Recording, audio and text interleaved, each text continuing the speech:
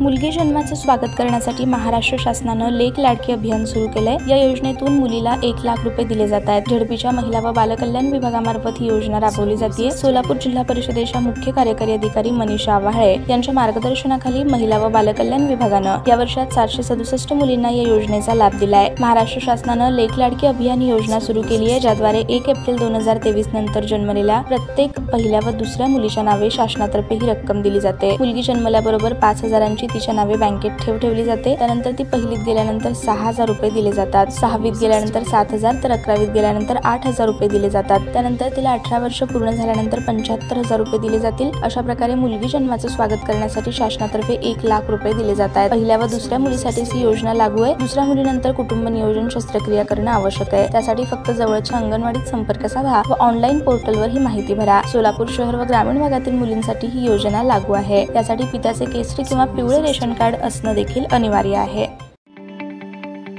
ताज्या बातम्या पाहण्यासाठी प्राईम महाराष्ट्र न्यूज चॅनलला सबस्क्राईब करा।